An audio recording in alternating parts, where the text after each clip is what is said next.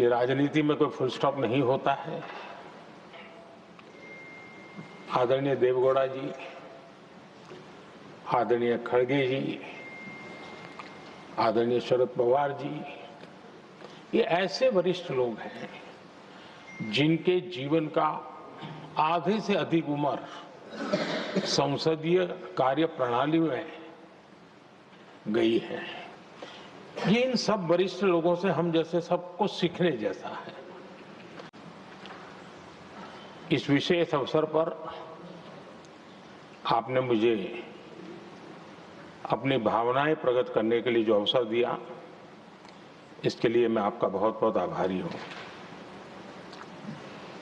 आदरणीय सभापति जी, सदन के अंदर अनेक विषयों पर चर्चाएं होती हैं। हर किसी का बहुत ही महत्वपूर्ण योगदान होता है। कुछ खट्टे मीठे अनुभव भी रहते हैं, लेकिन आज जब ऐसा अवसर आता है तो स्वाभाविक रूप से दलगत भावना से ऊपर उठ करके हम सबके भीतर एक समान भाव प्रकट होता है। यार, ये हमारे साथी अब किसी और विशेष काम के लिए आगे बढ़ रहे हैं। यहां से जो साथी विदाई ले रहे हैं,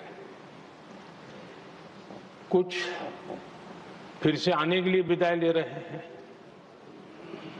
और कुछ विदाई के बाद यहाँ का अनुभव लेकर के समाज जीवन में कुछ न कुछ विशेष योगदान के लिए जा रहे हैं। जो जा रहे हैं लेकिन आने वाले नहीं हैं, उनको भी मैं कहना चाहूंगा कि राजनीति में कोई फुल स्टॉप नहीं होता है। भविष्य आपका भी इंतजार कर रहा है और आपका अनुभव, आपका योगदान राष्ट्र जीवन में हमेशा हमेशा बना रहेगा। आदरणीय सभापति जी, इस सदन में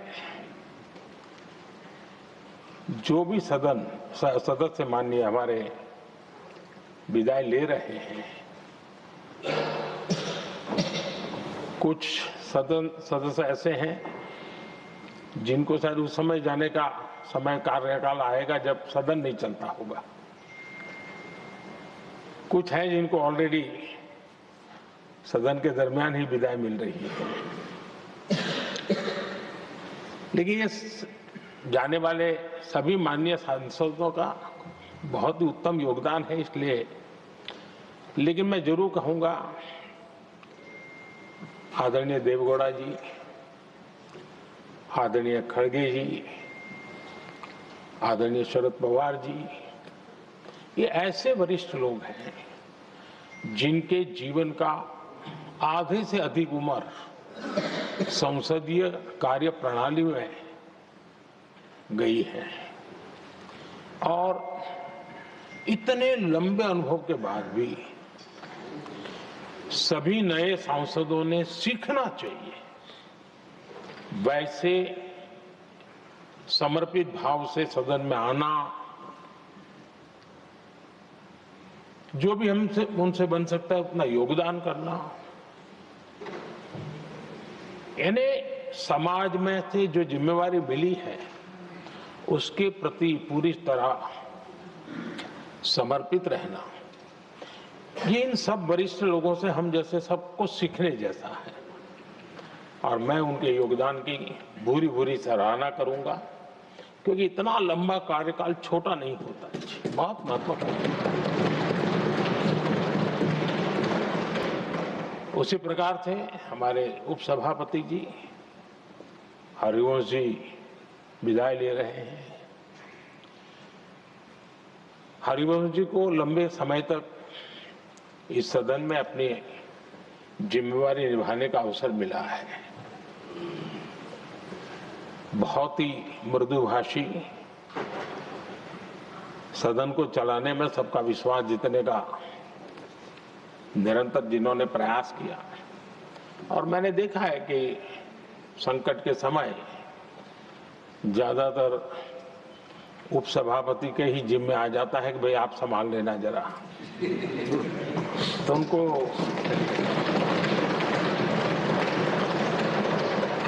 एक लंबा एक्सपीरियंस होता है, सबको जान भी लेते हैं, भली बात ही जान लेते हैं, लेकिन उनका भी योगदान।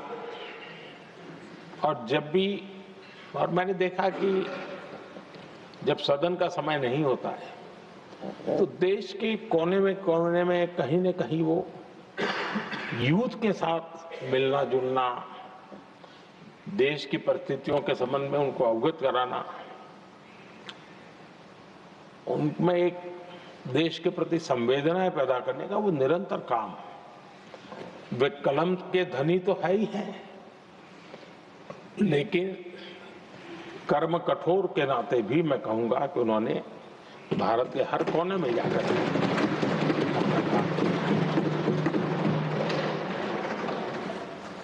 आदरणीय सभापति जी, कभी कभी किसी समय हम सुनते थे कि सदन में बहुत ही हास्य विनोद व्यंग्य का अवसर मिलता रहता है। इन दिनों शायद धीरे धीरे कम होता जा रहा है, क्योंकि 24/7 मीडिया की दुनिया ऐसी है कि हर कोई कॉन्शियस रहता है। लेकिन हमारे आठवले जी हैं जी, सदाबहार है।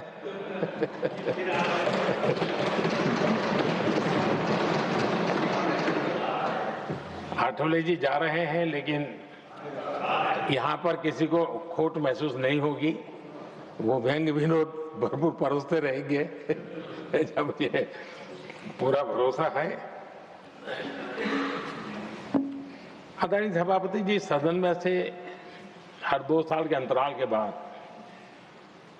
एक बड़ा समूह हमारे बीच से जाता है, लेकिन ये ऐसी व्यवस्था है कि जो नया समूह आता है उनको बाकी जो लंबे समय से 4 साल से बैठे हुए साथी हैं, अनुभव है, नए लोगों को तुरंत उनसे कुछ न कुछ सीखने का अवसर मिलता है। और इसलिए एक प्रकार से यहाँ की जो विरासत है वो कंटिन्यू प्रोसेस हमेशा रहती है। ये बहुत बड़ा लाभ होता है। मुझे पक्का विश्वास है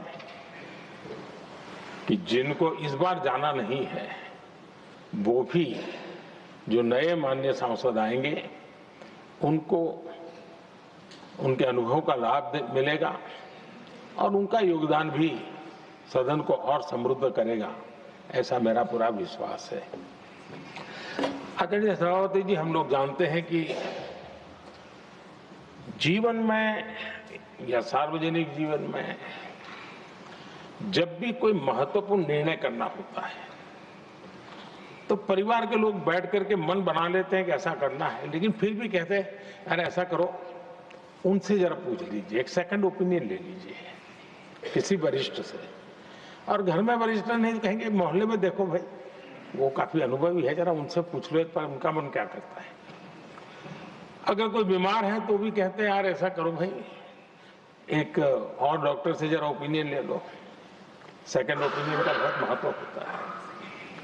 मैं समझता हूँ हमारी संसदीय प्रणाली में इस सेकंड ओपिनियन की बहुत बड़ी ताकत रही है। एक सदन में कुछ निर्णय होता है, दूसरे सदन में फिर आता है सेकंड ओपिनियन के लिए।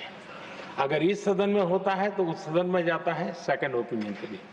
और ये सेकंड ओपिनियन उस सारी बहस को, उस सारे निर्णय प्रक्रिया को एक बहुत बड़ा नया आयाम दे देती है। और वो मैं समझता हूं कि हमारी निर्णय प्रक्रिया को समृद्ध करती है। तो इसलिए सदन में जो माननीय सांसद बैठते हैं उनके लिए एक खुलापन रहता है कि भाई चलो इस सदन में नहीं तो उस सदन में एक अच्छा ओपिनियन नया आएगा, उस सदन में नहीं तो इस सदन में एक नया ओपिनियन आएगा। तो ये सेकंड ओपिनियन, ये हमारे लोकतंत्र में एक बहुत बड़ा कंट्रीब्यूशन है, जो जिस विरासत को हमें संभालना, हमारे जो माननीय सांसद विदाई ले रहे हैं उनका तो योगदान रहा ही है। और इसके लिए भी मैं उनका साधुवाद करता हूं। आदरणीय सभापति जी, जो हमारे माननीय सांसद विदाई ले रहे हैं, बहुत आने वाले दिनों में तो शायद ये अवसर रहने वाला ही नहीं है, लेकिन ये माननीय सांसद ऐसे हैं कि जिनको पुराने संसद के भवन में भी बैठने का मौका मिला और नए संसद भवन में भी बैठने का मौका मिला।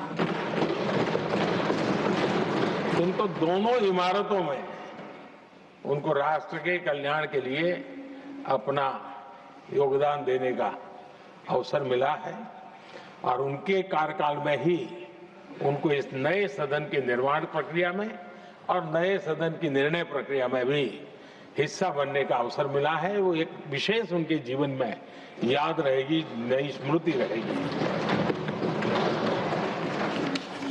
आदरणीय सभापति जी, मैं सभी माननीय सांसदों के,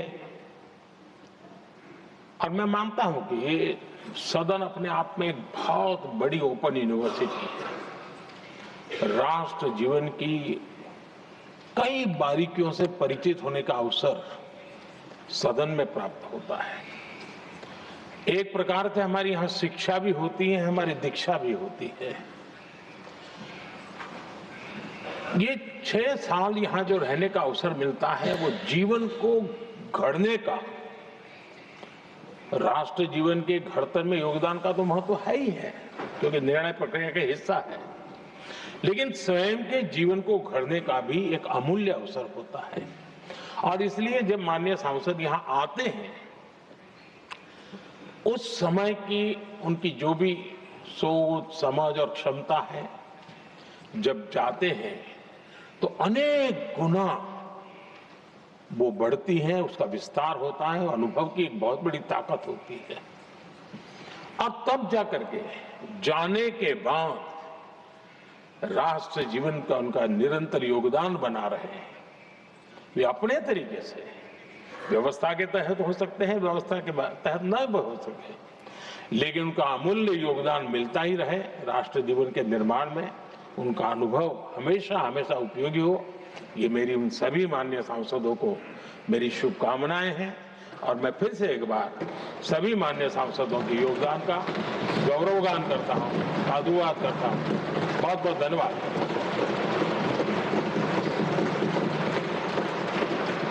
Now, Honorable Leader of the Opposition.